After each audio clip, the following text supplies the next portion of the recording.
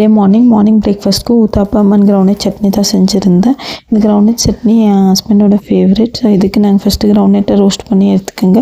அதே பேனில் garlic, chilli and jeera add பண்ணி நல்லா ரோஸ்ட் பண்ணி எடுத்துக்கோங்க. கொஞ்சம் கொத்தமல்லி, கொஞ்சம் புளி ஆட் பண்ணி தேவையான அளவு சால்ட் ஆட் பண்ணி கொஞ்சம் தண்ணி ஊற்றி நல்லா கிரைண்ட் பண்ணி எடுத்திங்களேன்னா சட்னி ரெடி.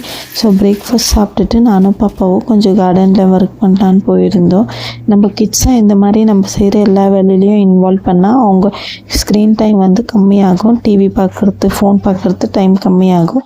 கார்லிக் மூக்கடில் கொஞ்சம் மிளகா வந்தது, அதை தான் நாங்கள் வச்சுட்டு இருக்கோம். ஸோ நான் பாப்பாவை எல்லா ஆக்டிவிட்டீஸ்லேயும் நான் இன்வால்வ் பண்ணுவேன். நான் செய்கிற எல்லா ஆக்டிவிட்டீஸ்லேயும் அவங்களும் கூட சேர்ந்து செய்வாங்க. ஸோ இந்த மாதிரி நம்ம கிட்ஸை நம்ம கூட எல்லா ஆக்டிவிட்டீஸ்லையும் இன்வால்வ் பண்ணுறதுனால அவங்க நிறையவே ப்ராக்டிக்கலாக லேர்ன் பண்ணுவாங்க.